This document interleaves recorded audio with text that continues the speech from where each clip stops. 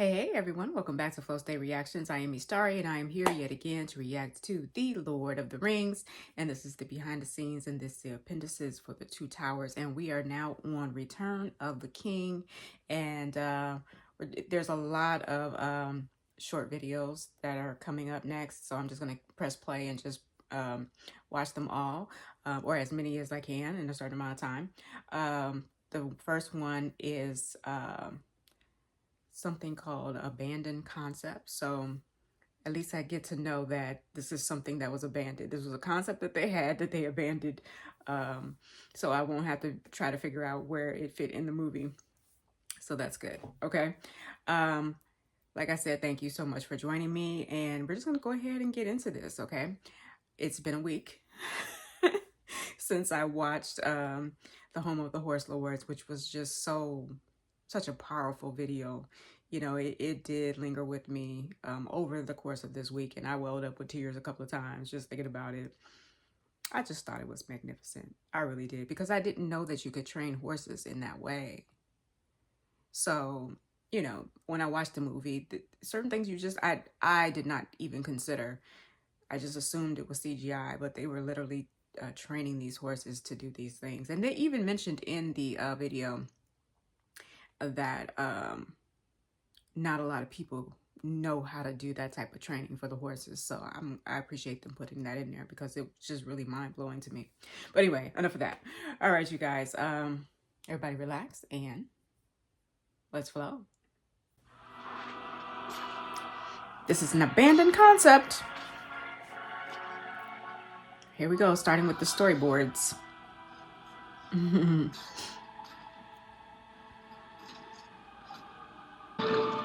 Okay. That's Frodo. And here's him. Destroy it!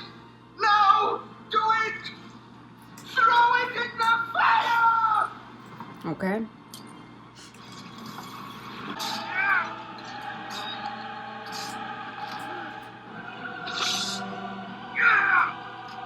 Who is that supposed to be? Is that Aragorn? And Sauron? Wait, that's... I don't know who these characters are supposed to be. It's hard to tell.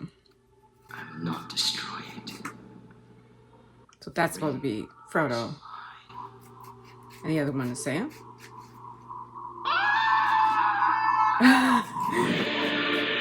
Wait. I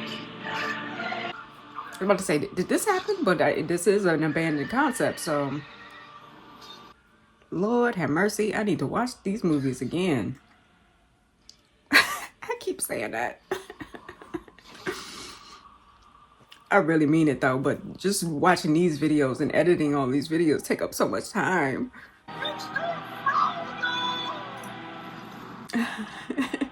Mr. Frodo. There's Gollum.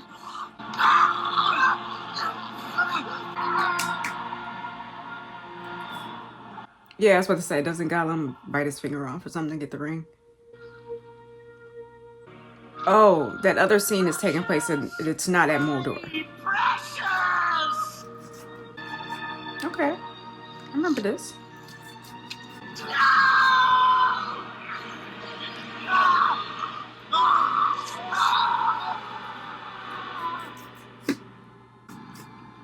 Okay.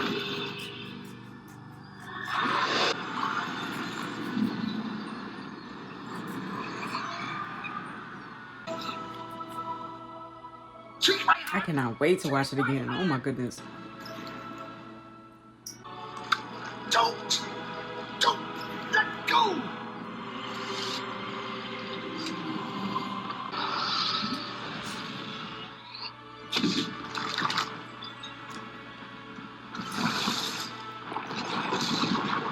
Ah, it's so strange watching it like this, like a comic book. I like it though. You know, it's like watching a rough draft. The ring is destroyed!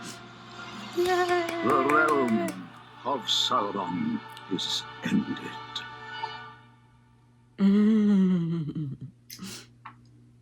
Oh, that was it on that one. Okay, so now we are on the map again. And we are going to... Where are we going? Okay, we're going to the crossroads. Frodo, Sam, and Gollum journey to the crossroads of the Fallen King. I like this. Very close now. Very close to Mordor. Mustn't stop now. This way. I was so shocked to learn that Gollum was our guide to Mordor. I was like, what kind of movie is this? I didn't know that. Gollum leads Frodo and Sam to Minas Morgul and the secret stairs. Is that what it said? I didn't see the last word. I'm pretty sure it's the stairs. One thing I didn't consider watching these behind the scenes is that their feet are so big. You know, those prosthetic feet that they put on. So just even going up the stairs is dangerous for them. You know, even the set where you're going up and down the steps. You can slip and fall at any moment. Gollum lures Frodo into Shelob's lair. Yeah, that was crazy. We don't need to see Shelob ever again. Oh man, I'm gonna have to watch that when I watch Return of the King. Look at that. Dang. And Sam came to save the day. Ooh, what a triumphant moment. Because I didn't know what was going to happen. It was looking bleak. This fellow ain't dead. Not dead. Get into the tower. Shelob's lair. So we're going from Shelob's lair to Cirith Ungol. Sam rescues Frodo from the tower of Cirith Ungol. Yeah, Sam was a surprising, reluctant hero as well throughout the movies. Remember at the beginning when I doubted Sam? I was like, I don't know, can we trust him? I didn't know if we could trust Merry and Pippin. I didn't know if we could trust any of them, but They took the ring. they far exceeded my expectations for hobbits. And Sam did really well in the presence of the ring, when you think about it, compared to the others. We made it to Mordor. I wonder if it has something to do with them being hobbits, that they're not as deeply affected as the others. Frodo and Sam escape from the orcs and cross the plain of Gorgoroth. It really does take on a different meaning knowing now what those orcs went through. You know what I mean? That they are actors that really endured Carrying anything we're not sure to need. very stressful situations. Very interesting. It's gone, Mr. Furlong. The lights passed on. Moving from the plain of Gorgoroth to Mount Doom. Okay. Frodo and Sam ascend Mount Doom and enter the Sammath Noir. There's so many words to remember. So many locations. Look, Mr. Furlong. A doorway. Sam. The ring is mine. We can call Sam a hero too, right? Because without him, Frodo would never have made it through this mission. Remember when I thought they were going to get rid of the ring in the first movie? The end of all things. I thought we were going to move on to another mission. I didn't know that getting rid of this one ring was going to take this long. We're going to have to go through all of this. Dang, where are we going now? Minas Tirith. The Fellowship is reunited in Minas Tirith.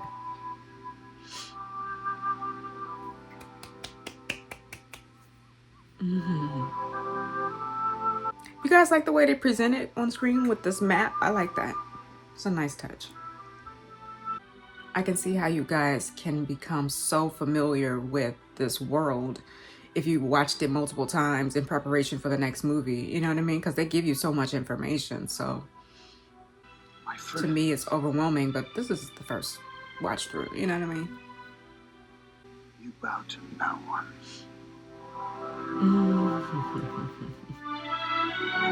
Look at that. Right, I forgot everybody bowed to them. I'm trying to tell you. Listen, the little hobbits, everybody bowed to them. Oh, sure did. We going all the... Dang, we traveled this far? That is outrageous. No wonder it took 3 movies. Dang. Look at this. Oh, they doing too much with the map. We needed that, or I needed that. Here we go to Hobbiton. The hobbits return home to the Shire. I'm so glad they didn't include the segment where the Shire was under attack by the orcs. We found ourselves looking upon a I was familiar startled to sight. learn that in the comments, by the We way. were home. But I'm gonna read it when I read the books.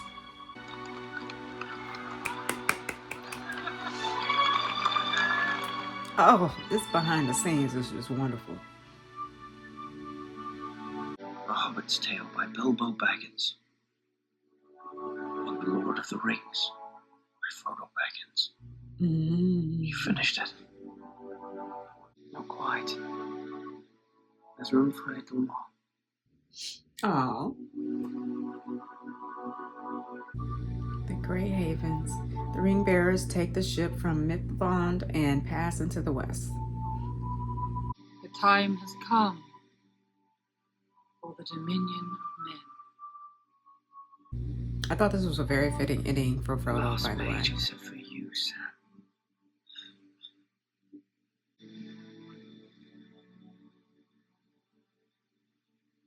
Oh my God.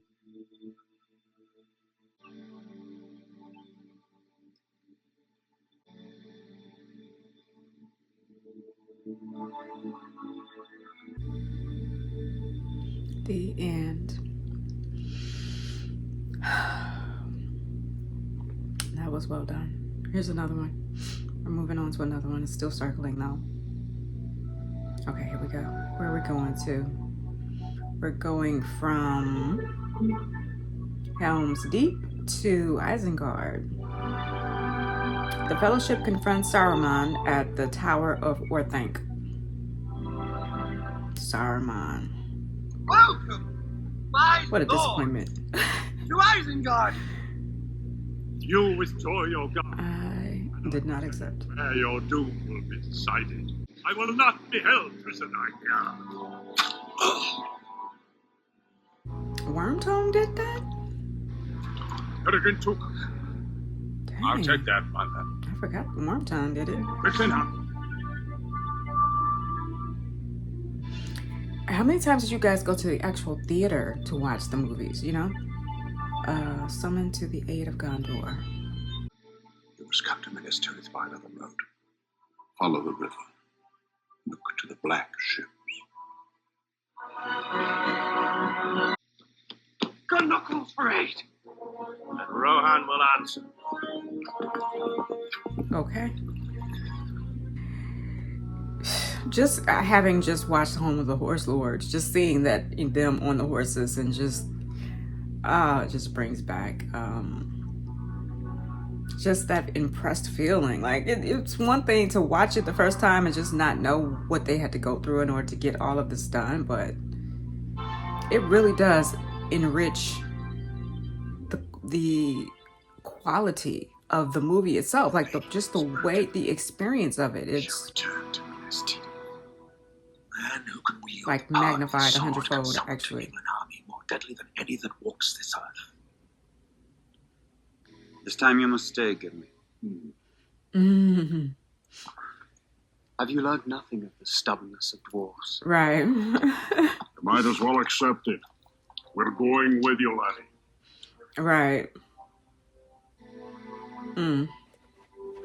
Aragorn walks the paths of the dead and summons the great ghost. Oh yeah. What a surprise that we were gonna have ghosts fighting on our side. I see shapes of men. None but the King of Gondor may command me. He's the King of Gondor.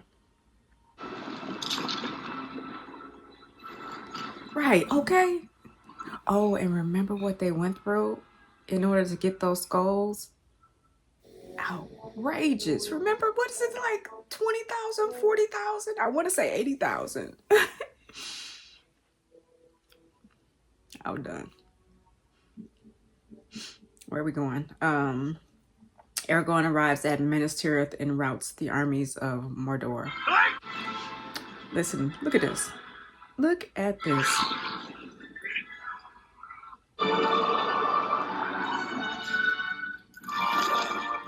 The Oliphants. Legolas doing his thing. They reminded me of so many scenes that have been forgotten because it's so much, you know. Aragorn enters Minas Tirith and debates the last move with the captains of the 10,000 West. orcs now stand between Frodo and Doom. There's still hope for Frodo. Then we gather our full strength and march on the Black Gate. A diversion. Certainty of death. Small chance of success. What are we waiting for? Long heavy. Right. What are we waiting for? What do we have to lose? The Black Gate. Aragorn's army makes a last stand against the forces of Mordor at the Black Gate, even though it's gates. Typo. Just knowing that. I love that they give us so much information. Oh, look how small they look. And, you know, to be so little and to just be so full of fury. I don't talk about the hobbits enough because, come on, what are we doing? I just love it.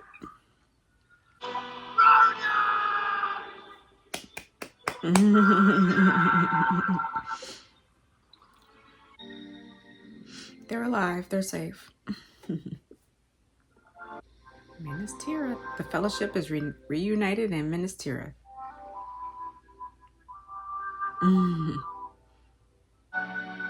Now come the days of the king.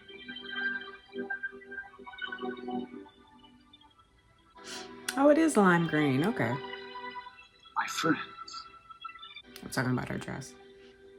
you bow to no one.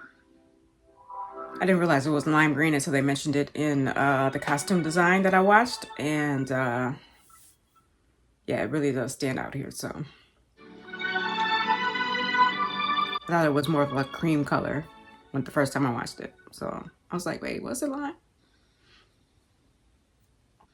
Oh, we're on another one. Let's see. We are going from Isengard to the Fellowship confronts Sauron at the Tower of Orthanc. Okay, so this is a different perspective of what happened. Okay, you guys, I'm going to stop the editing for this particular set of videos right here. And I will continue on with part 2 of Middle-earth Atlas next week. Part 2 is actually going to be pretty much the same footage, but from different perspectives. And I'm just kind of chit-chatting throughout the whole thing. Just in case you guys prefer not to watch that one, you just watch this one. I'm putting the outro from the completed video here. Okay, so that's what you're going to see next. Okay, thank you for joining me. This was fun. All right, until next time, let's flow. This is a new part, so I'm going to stop this here. Okay.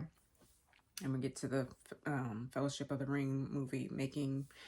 That was wonderful. I really enjoyed watching that. I like watching the little videos, even though they're very similar when they start out. It's like they change perspectives, so they might be telling the same story at the same location but from a different perspective. I like that.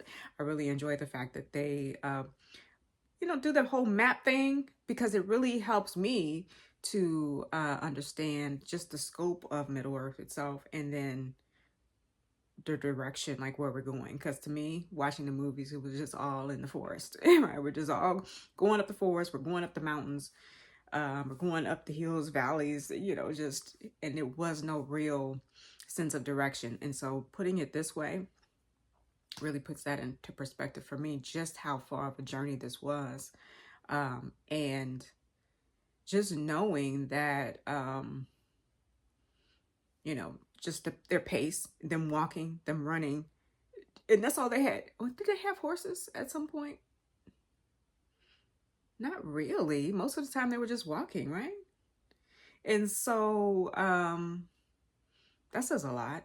You know, the fact that they endured so much just trying to get there, because they did show us a couple of scenes where they were like at the campfire, you know, because they had to sleep, they had to stop, they had to set up camp. So it would take them days and days and days on end of just traveling to get to their different locations. So I appreciate the map in putting that into perspective like that. You know, just watching these little clip videos, I'm gonna wrap this up really quickly and move on to the next thing. But watching this particular set of video clips, I don't know what it is, but it just, I can really feel that my movie viewing experience for the Fellowship of the Ring and the Two Towers and the Return of the King is just going to be, it's going to be like, because when the first time I watched it, I didn't know what to expect, so I wasn't really all like excited, you know what I mean? But if like I would have been if I had been a fan before, if I had read the books before, I would have been like, oh yeah, like, you know, ready. And so I feel like that now. Like I feel like a fan about to watch the Fellowship of the Ring and the Two Towers and the Return of the King for the first time. You know, just in my rewatch. So my whole, just my demeanor, my emotional state, like everything is just different, which is very interesting because I was so laid back when I first watched it. I didn't know what to expect. I knew it was like a big deal for most people, but you know, I didn't even know that I was going to be dealing with wizards and elves. I didn't know that it was so mystical in nature. Like I thought it was just medieval times, but I thought it was grounded in reality. I had no idea. And I didn't even learn about the elves and dwarves and orcs and all that until I started watching The Rings of Power. I know, but I watched The Rings of Power first because someone suggested that I watch it in chronological order. And so they said that Rings of Power came before Lord of the Rings, but I had no idea about the fact that the Rings of Power was created by a completely different set of people.